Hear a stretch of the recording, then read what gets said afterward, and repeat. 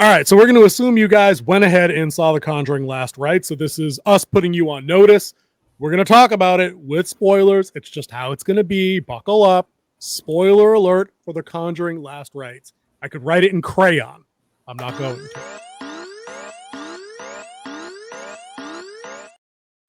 That's as close to crayon as you guys are going to get. So that's spoiler review, Conjuring Last Rites. I just gave them. I do not have the time nor the crayons to explain this to you. So if you guys haven't seen it and you kind of want to get a taste of it, go check out our earlier review that does have some information on the movie without spoiling anything at all. Just some stuff we liked about it, generally speaking. So, dude, I will say, just to get things started, I really like this movie. I think I had a better time start to finish at this than I did at Weapons.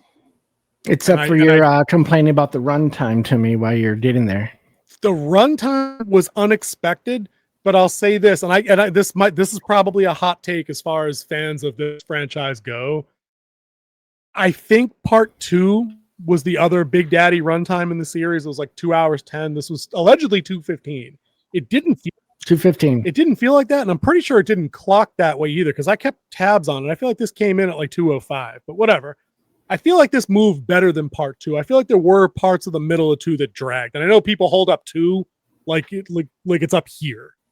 I don't know. I had a much better time with this, and like I was saying about Weapons, because this remained tonally. This is the kind of horror movie I like. Like it's tonally consistent. So even when they have those moments of levity, or there's some, a human scene like with the with Ed's birthday party, you know what I mean? Like, and it's not a terror sequence. Like it kept things moving, it kept things going. It's what I expected, so it works. Weapons did the rug pull thing, so that didn't work the same for me. So I really enjoyed The Conjuring Last Rites. Well, what was your global take? Remind everybody that hasn't seen the short video. Overall, I thought this movie was fantastic. I enjoyed myself. I went and saw it last night around 6:15. If you watched the other video, you know that. If not, yeah, it was a great movie. I had a lot of fun watching it, watching the story develop as it did, watching the end of their professional investigation career come to an end. One, because Ed just couldn't take it anymore, and Lorraine wanted to focus on other things, and like she knew where she would be if she didn't have Ed. This is actually, if you looked at through the whole Conjuring series, this is more of a love story between them two than is anything else. Watching the love between a husband and a wife who support each other, who still nitpick at each other at times, or challenge each other, but they're always in each other's corner at the end of the day. The most enjoyable part of this, once you get past the cheap scares and the creepy ghost, CGI flash in the pan jump scare things, it's Wilson and Farmiga's their portrayals of people who in real life are dubious at whatever, however you want to read that. Their on-screen versions of these people are like relationship goals. Like they're who you should want to be with your spouse, with your partner, with your whoever. You know what I mean? They always have each other's backs. They're always reeling the other one in. And watching them to go through their lifespan, because that's, and when they did part 1, I mean, how old is that movie now? 10, 15 years old? Like they were much younger people. 12 years old. Same, you know what I mean? 2013. Right. So them saying they were much younger actors. That was like a decade ago, And then, as we know, I'm a fan of bookends. I love this movie because it's like double the bookend. Not only is it the closeout, allegedly, closeout to their set of movies, to their story, because it's them being their probably approximate real life selves, give or take. I'm sure they're a few years older than I am, like somewhere in their early 50s. And they're, like you said, the short video, they're trying to move on now. They're moving away from direct investigations. They're doing lectures and consultations and phone calls and offering support and things like that because they've reached a point in their lives where they need something else. Mm-hmm. And then also within the movie itself, there's that bookend, because the last case, in the movie world that they wanted to do was a case that they had failed at the beginning of their career. Mm-hmm. So they had to kind of go and undo what they call their cowardice, at one point in the movie. And I thought that was fitting. And I really like that. I really like that through line of everything comes full circle. And they worked in the daughter. I know you're going to have some stuff to say about the daughter involvement in the plots. You can run with that if you want, or we can just keep gabbing.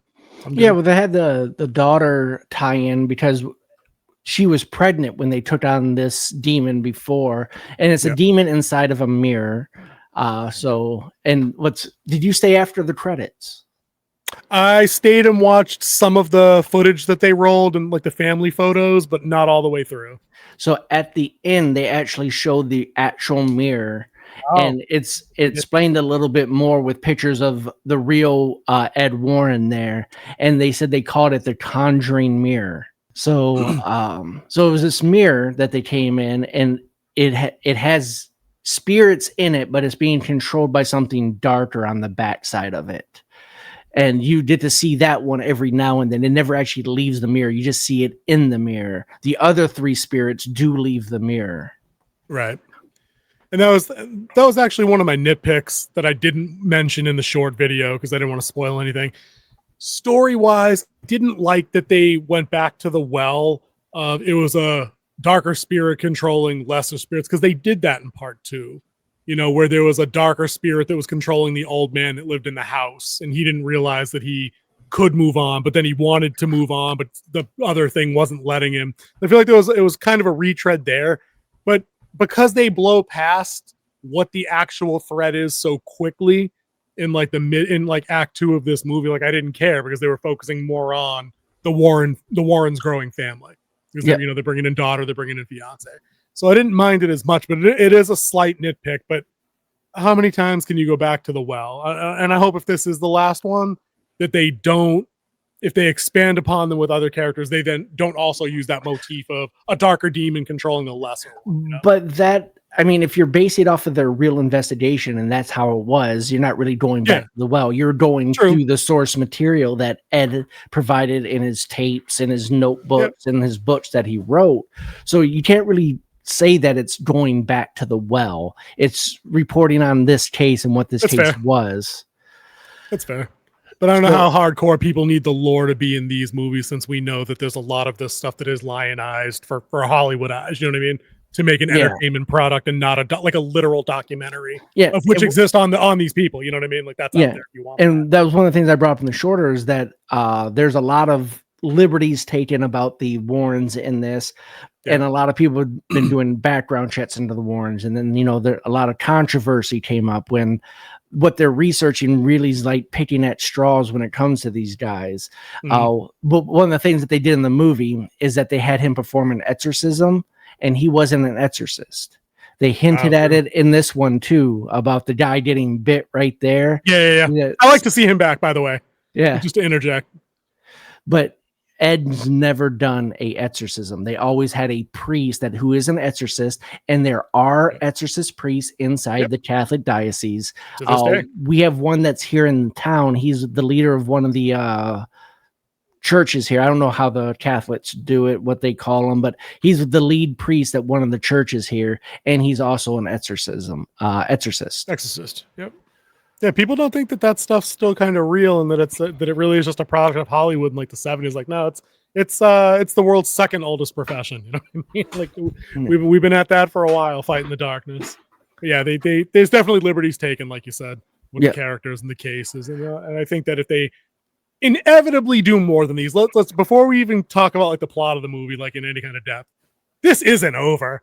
They can say that all they want, dude. We're pushing 50. How many horror icons have we been told firsthand this is the last one?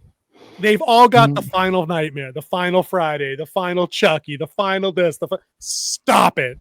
Not even the Final Destination was final, and it's in the title. You know what I mean? Come on. Yeah, they made one after they called it the Super Real Final Destination. They made one more. You know? There'll be more of these things. Let's talk money real quick, because we had, just to get the number out there, we looked up the day one figures just from Thursday. King, hit him with the number. So what would you think a movie would pull in day one? Well, here's one thing to look at. They had the Hamilton release in theaters, and it pulled $850,000, which is a respectable one-day pull. Weapons on its opening day pulled just under $1 million. On the Thursday. This movie has already pulled $8.5 million. Right. And that's just domestically. Dude, you didn't even say that earlier when we looked it up. That's just the domestic tally. That's the domestic tally. The international is actually quite lower. But it's probably because they don't do full day Thursdays either. Like Like the first showing of this was 3:00 Eastern Standard Time. Yesterday. Yesterday, yeah. Yeah. So those pre-sales are disgusting. Like that's prime MCU day one numbers. Those are great. 8.5 million on a horror movie is great. 8.5 million on a horror on a franchise that's 4 movies deep into its main product, because you get the other stuff that's involved, the Nun, Annabelle, and the other the Nun, and then you had the one off on the side, the Lady in White. Right. So for something as venerable or long in the tooth as maybe this franchise, this collected franchise is getting, 8.5 million on day one is nasty. Yeah. You know what I mean? So kudos on them. So where do we think this ends up at the end of the weekend then? We're talking, Friday, Saturday, because then they'll post what they call Sundays. I'm thinking around 170. 170 domestic? Yeah. Wow. That would put literally every superhero movie that came out this year to shame. Yeah. Badly. Well, I mean, we're in the first year ever that a superhero movie didn't make more than 700 million. So True. A bunch of swings and misses on those. But I think this movie has earned its 8.5 million. Like, I haven't seen anybody come out with like negative. To be fair, I didn't do like a whole big old deep cut on YouTube looking for like pissy reviews. I think I heard a couple of people on Twitter just talking about, it's more of the same. And that's kind of the next dimension I wanted to talk about, right? For me, I said it in the short review. I feel like we both said that like 8 times a piece in this video. So we're going to have to maybe not say that. It felt like going back to a theme park that I really like I used Universal. Getting back down to Universal and I really love the Harry Potter Gringotts Mine cart ride. I'm getting on it, and I'm super excited to get on it, even though I know where the twists and turns are, where the big drop is at that one point where they actually hold you over the side for a minute and you get a little uncomfortable, and then it lets you go. But you don't care, because you're getting what you paid for. It's the familiar experience that you wanted. And the benefit of the movie is it does have some twists and turns to it. I think this movie gives you the first, and I meant to ask you, is this the first time somebody's actually died in one of these movies? Because I don't remember anybody actually dying. No, the devil made me do it. The murder victim at the beginning, right? Because that's kind of like the setup to the thing. But like after that, nobody else affected does. In the first one, it was the dog that died. Right. So only the dog died. The second one, I don't think anyone died. Right. They were traumatized, but no one actually died. Third one, there was the murder victim. And I'm not sure anyone in the family. No, and then this one just watched like 2 days ago. And this one had one person, not the setup to the movie, that dies halfway through. And I'm like, and that was the thing that pissed me off most, was that scene. And I wanted to get into that because I know you're a man of faith. Maybe you vibe with this opinion, maybe you don't. I don't like that kind of a cornerstone to this entire franchise has been Ed Warren's faith and power over darkness through like prayer and exorcism and things like that. Like, he's never bested by a demon in these movies. Like, when he breaks the book out, it's on. Yeah. Right. So I didn't like that. And it's spoilers. Oh, dude, we forgot to tell people spoilers. No, we didn't. We threw the alarm up. We did. That's right. We did the thing. I forgot that was the earlier one. Never mind. I didn't like that the priest goes to the Smurl family home on his own, as he should. That's the clergy. You're supposed to be helping people. Mm-hmm. Discovers there's a legit entity in the house. Like, he comes across tangible physical evidence, the holy water burning on the stairs in the basement floor. Mm-hmm. He's like, I'm out. I'm going to go tell the church. They're going to listen to me and they're going to send help. Whoever it may be. I don't know.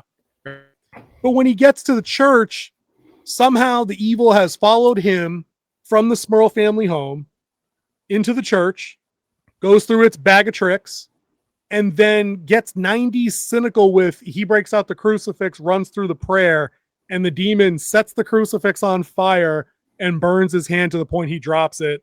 And then, to add insult to injury, possesses him and gets him to hang himself. I did not like that at all. I did not like any of that. That is the part that I have problem with the dogma in this. That's what I was hinting at. Elaborate. I have a problem with the dogma. When you are saved and you have given yourself to Jesus Christ, you are sealed by him and his blood alone. You cannot be affected by possession by demons. You still go through spiritual warfare, and there's still a lot of stuff that goes on around you. I can contest to that. I've gone through it myself. Yep. But the part where he was possessed, and he did that, and that it had power over the word. No demon has power over the words. The word is God, and God is the word. Right. It says so, right? It says right there in 1 John, in the beginning, God was with the word, and the word was with God. There is no breaking that. Right. So, and he has power over all the demons because he's the one who cast them out of heaven when they rebelled.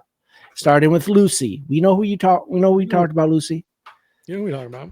Yeah, I'm glad we're on the same page for that, because I thought it was actually, it struck me as mean-spirited, actually. Like just that entire sequence where I'm like, this hasn't been something that this franchise has done through these 4 movies leading up into this. So it almost felt like it was mean-spirited and cheap, that they were like, hey, we know that we think maybe this is the last one. We need to really ratchet up the danger level here. So we're going to take a Warren family asset, friend, ally off the board in a semi-shocking fashion. And I'm like, no, there's no shot, dude. If Ed Warren can pull out the book and like banish demons back to hell, a trained priest, exorcist or not, devout as he wanted, because that man has never been portrayed as anything other than devout. And if, like you said, if he's part of the clergy, my man's been protected. It's just over. You know what I mean? Yeah. There's no shot. But then I don't get the whole, like, literally the evil followed him directly and like took dominion in a church. Is that like a statement on the bureaucracy? Because like he had to walk in and make an appointment with the secretary and be put on hold. Like is it that cynical, or is that a step too far? I don't know. No, like, I did see that happen because he went to the bishop, and the bishop is a powerful person in the Catholic Church. I'm not Catholic. Either which way, having a bishop within driving range is kind of like having your district manager nearby. Yes. So yeah, I could see him being placed on hold. He's a busy man. Yeah. So was it bureaucracy, or is it what's the deal? Coming into the house of the Lord? Yeah, no shot. Would never happen. They should have been, that demon should have had no control over him whatsoever. And then that the later, when the Bible catches on fire, the book, as he called it, catches on fire. No, they do not have that power over the word. I did like that was the priest Bible that caught on fire, right? Or was that Ed's Bible? No, that was Ed's Bible. Yeah. And then he smashed it into the demon's face and it burned the fuck out of him, which was awesome. I was vibing on that. But yeah, I did pick up on those bits, and I'm like, no, I like my whole house of God being sanctified ground, like in Dresden Files. There's my reference, Dresden Files. Like there's a reason the demons in that story series bang on the doors of the church and can't get in. That's what I want. That's what and this movie has banked on faith and devotion being protective shields for 3 movies. So I didn't like seeing a compromise like that. It didn't sit right with me. I know they were trying to build it as the BBG, but it failed miserably for anyone who actually knows what the Bible says. Yeah. It's like I said, it felt cheap and kind of mean-spirited. But what didn't feel cheap and mean-spirited was the Warren family. I like everything they've done with these 2 through 4 movies. I feel like the daughter being included here, whether or not she was in real life, I don't know. I haven't deep dived that family. Yes, she was involved on this one in real life, and now she's like the head of the Institute for Psychology or Psych. You can look it up. I'll still tell them. I like that they brought her in. I like that they extended the cast to include her fiance, and I feel like that was clever, because maybe it was just me, but I feel like they played him as a little bit like a red herring early on, but like maybe he was interested in her because he was trying to get closer to something paranormal. So I thought there was going to be like a heel turn there at some point. And I'm glad they didn't do that, because I think that would have been cheap as well. And he then ended up just being like a normal dude who was just really into their daughter and like, you know, was a decent guy that wanted to help. So I thought it was a good use of a new character. He didn't really get much done in the ending, but at least he was there. There it is. The New England Society of Psychic Research. Her and Tony are who run it. So they're still married. Her and Tony are still married. What did you think of the Tony character?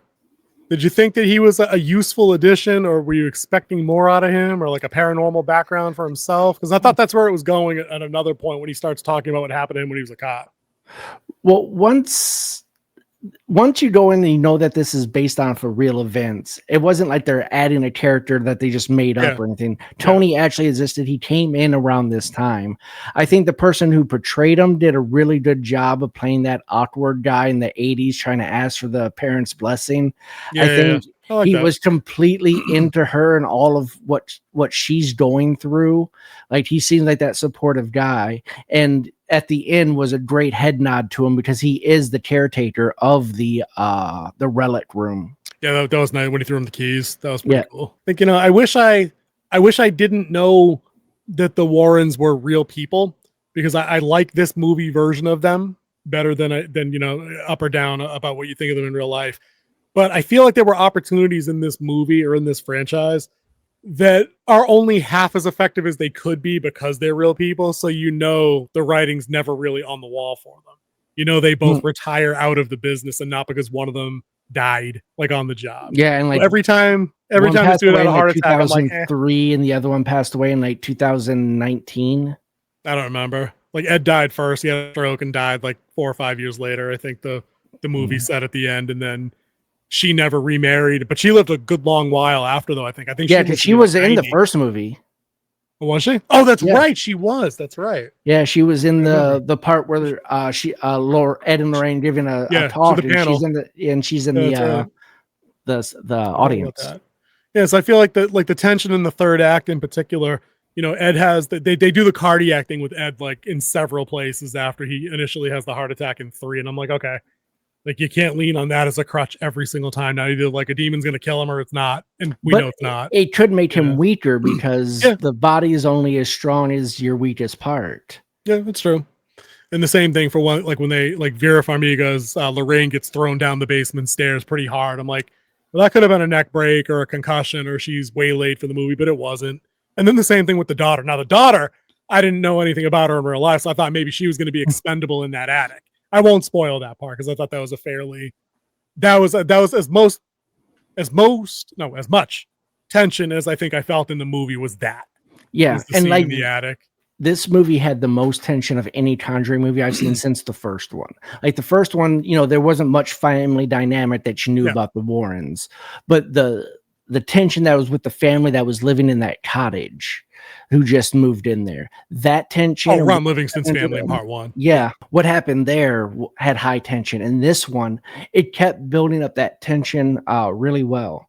And I really like that. Like, they kept you, even when you had the breaks for like the family development and like Ed's birthday party, the tension was still overhanging on your characters. And the birthday party in particular, they weaved it in nicely because they give you a little bit of a reprieve from whatever like scary scene led into the birthday party, where he's getting into the ping pong game with Tony, and even though he wins, he starts massaging at the chest a little bit, and you're like, oh shit, like he's gonna have an episode like right here in front of like the entire family, and this is gonna monkey wrench it. But that was so early in the movie that they're like, nope, we're gonna scare you a little bit, it's gonna make you tense, but we're gonna pull back and we're gonna switch into the proposal scene, which again is then another very human scene, a very awkward, relatable scene. Yeah. Which I think that was actually a perfect human scene. Like, it wasn't overly written. It wasn't overly like produced. It felt like it was a human, a true human type proposal. We talked a lot about the humanizing sides of the characters. Let's talk some of the scarier sequences here, because I thought one of the standout sequences was the bridal shop scene. They showed some of that bit in the trailer, but that went on a lot longer. And with like another ratcheting level of threats that Judy had to face when her mom wasn't around to have her back right away. So they got that one really good sequence in the bridal shop, and not even the bit where in the trailer they show the demon version of Judy on the other side and she taps the glass, like that whole thing, which was creepy.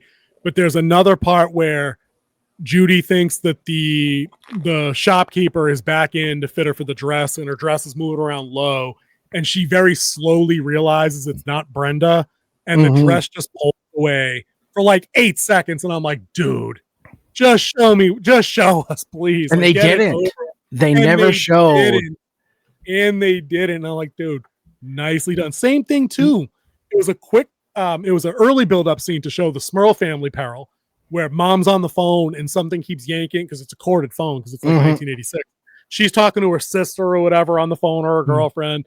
And she keeps yelling at her kids that she thinks is yanking on the phone cord to pull it away, because the first time we saw the girls run by and get wrapped up a little bit earlier in the movie. Oh, they also did it where they were in the pantry and they were holding it. Right, that's what I mean. Like we saw that.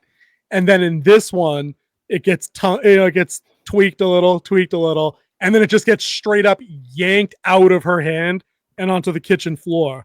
It slowly pulls back into the dark closet, and then you can see that the cord's not on the floor. It's actually up and just disappearing into the dark. And I'm like, nope, get the kids. We're wheels up in 10 seconds. We're out of here. We're gone. Nope, but mom had to go check it. Dude, to her credit, mom went and checked it out. Turn the light on, and it was just balled up into the I'm the like, floor. nope. Oh. So they had a bunch, they had some good bits like that. Another good one with the dad, because this was right after the older daughters who had been through the worst of it so far. And we'll talk about the body horror on that in a minute. The dad, after the girls accuse him of like not caring as much, or not believing in them because it's not happening to you, to him, he gets demon wrecked in his sleep, like in his bed, like forced paralysis, floating above the bed thing. But they do that Conjuring move. He's looking over here, and it's a slow pan back to the foot of his bed, and then jump cut to face at the bottom of the bed for 2 seconds, and then he gets wrecked. Yeah, And I thought he was dead. I thought he was done. I thought he was right. I thought that was the end of him too. Yep. Just like the scene when right after they threw the mirror away and threw it into the dumpster, and it got crushed. And I'm like, oh, well, that's an easy way to get rid of it. Nope. And then all of a sudden she starts coughing like I just was. Yep. And then she started nervous. She started throwing up, and there was glass in her stomach that she was throwing up. And that's how you do bloody vomit alien Earth. That's what we were talking about earlier in the week on Frostcast. Where it didn't look like Kool-Aid? Where it didn't look like cherry Kool-Aid, because they had the sense to add something thick and then to actually add debris that would make you cringe if that actually came up. Yeah. So that's effective. But I will say this, a crap blood effect in this was the kitchen sink. That did not look good. I thought that looked wholly After Effects and not good After Effects. The garbage disposal with Lorraine later on. Yeah, where she finds her locket. That was great. That was suitably terrifying, but the effect they used, it looked very, very, very, very CG, very waxy and flat. Yeah. For a couple that hunts demons, this demon's been hunting them for what? Yep. I would say 20 years. 20 years. Yeah. And maybe that's the part we should focus on before we wrap our review. Just like the kind of the through around story is that the Warrens in this movie are moving parallel, like through their lives, just doing their things, and they're seeing how the world has changed around them. They're giving a lecture, but people really paying attention anymore because Ghostbusters is a thing and people are kind of clowning on them a little bit. And while they're doing that, this other family has come into possession of a mirror, cursed object, however, whatever the background is, it doesn't even matter. And as it turns out, it's the mirror from the first case the Warrens had investigated while Lorraine was pregnant. She touched the mirror, it cracked. Demons figured out that she was carrying a baby that they wanted. And then the demons just waited patiently that entire amount of time. And then lo and effing behold, 20 odd years later, it's Judy that goes to the Smurl family to help them after hearing about their case and the death of the priest. And then it all comes full circle for them. So I love that bookend. I thought that was great. Yeah, it was fantastic. Just a way to really tie it together. And then having the mirror back upstairs in the attic after they threw it away and it was crushed by the trash truck. That was great. Yeah, I thought that was pretty slapping stuff there. Just getting that book in there, and then you even have the demon characters even be like, "We've waited so very patiently for Judy to come back to us." I'm like, oh no, you ain't getting my doll. Oh no, because they were ready to throw. Like the Warrens are definitely ready to throw hands for their daughter, and I like that. That was some good stuff. Because daughter had some struggles. Daughter wasn't like some Mary Sue that rolled up in there with like Captain Marvel powers. Like she was afraid. Yeah. And I love the complexity of her fear because she doesn't know how to handle the clairvoyance that her mother has because she's young and she hasn't had that experience. But mom also she kept telling her push it down. Yes, lock it away. We're going to talk about. Her mom taught her the little nursery rhyme to just like block the thoughts out. But then they had to undo that in the end because they realized they needed literally all three of them to push back against the mirror. It couldn't just be Ed; he would die. And dude, Tony got the worst of that mirror. Oh my god, dude! I thought his head was popping off. I thought so too. For sure. Yep, I was thinking the same thing. Yep. I'm like, I don't know enough about their relationship. I don't know where he is right now. I got to fact check. Where's the phone? I thought that that mirror must have weighed about 900 pounds or something, right? Because the demon's making it heavier, and that whole getting it out of the attic was perfectly tense. I like that. But when it fell on the dad's foot, I'm like, dude, how's he standing on that 5 seconds later? No shot. He's a dad in the 80s. But dude, he was a dad in the 80s that had a gun with an unlimited amount of bullets because he was walking on that angle like ain't nothing happened. Not a damn thing. No limp, no wince, no nothing. He's like, nah, never underestimate old man strength or dad. Old man strength's legit. Yeah, old man strength's legit. But I thought that was good. I felt for the family. We don't need too much development into them because this was definitely more of the Warrens family movie. So they weren't repeating the family dynamic from 1, 2, or 3. But you got enough of knowing that I didn't feel shortchanged. The kids that they bicker with each other. They're sisters and brothers. Love that. I was hoping that actually came back a little bit more in the ending. Like maybe the sister bond did something, but it wasn't their movie at that point. Yeah. They were bystanders in the rest of the movie once the Warrens got to the investigation. That was a wild part too. Like when they roll up on the house to kick off the finale, and there's like a police line and a media crowd, but somehow Ed and Lorraine Warren and their daughter's fiance just walk by and nobody stops them. Well, nobody knows who. They all were saying Ed. Oh, it's Ed Warren. Well, did they say that? Warren, are you here? I didn't hear that part. I was like, did they just walk by a police line? The cop didn't stop them? No. By this time, everyone knows them because they've done so many lectures and stuff like that. But everybody knowing you in 1986 is a lot different than everybody knowing you in 2025. You know what I mean? Yeah. Like in 86, you had to be Michael Jackson to be recognized on the street. They were on Larry King Live. True. That's true. Several times. Yeah, and they were on like other news, so that's fair. Maybe their celebrity might have been larger than I give them credit for. I just thought it was funny because literally you see the cops doing the thing like everybody head back behind the line, and they just literally just walk behind the barricade up to the door and knock. Yeah. And then the dude opens the door and he's like, "Oh, thank God you're here." Yeah. Ed, and Lorraine, yay. Yeah. I thought that was all right. You're not here to help? Oh, dude, that was actually kind of brutal. Like, dude, they were going to run away again. They were going to grab their daughter and go. But daughter was like, you taught me not to run from fights. I'm like, oh, snap. Yeah. And then Ed's like, I'm going to go get the bag. I'm like, oh, he brought his shit anyway. He knew. Probably just has it in the trunk. Yeah. It's his go bag. Go bag. 100%. Yeah. But I like to think that, and especially when he told Lorraine, go get the book. Like when he said the book, I was like, it's on now. Demon about to get that ass handed. And it did, which was awesome. And I love that it was Ed holding the Bible against the glass and pushing the mirror back. That was dope. I don't care if you think that was on the nose. I love that. I was there for all of that. Hit me over the head with that hammer. I don't care. It was good. All right. Well, I think we gushed over this movie long enough. We glazed. I promised a glazing, and we did. But we're glad y'all stuck around with us, even through my coughing. I do apologize. I'm going to cut out some of it. But if you did like this, and we have 3 more coming up back to back this month. Oh, yeah. So just be prepared, not including our video drops for Zombie Month that are coming up, as well as our weekly podcast Wednesday nights starting at 9 p.m. When it ends, who knows? Who knows? It's been going long, and people seem to be enjoying it because we pick up viewers an hour and a half into the show now, which is great. Yep. So, consider commenting in those conversations, liking the channel. It does help us. We have been growing steadily. Since about June. We've actually doubled in size since June, which is great. So anybody that's listening this long, and if you've been here before, thank you. If you're new here, please stick around and comment. Let us know other stuff you'd like us to cover, because even though we're busy now, we're looking to build a backlog and a catalog of stuff that people want us to do to get our take on things. And we're happy to put it to a channel vote and see what we do next. We're always welcome to constructive criticism. I got you, homie. I got you. Whew. All right. Let's get us out of here so you can take some Diamond Tap or Tussin. You go get the Tussin. Put some water in the bottle and shake it up. So, with that said, hit my music.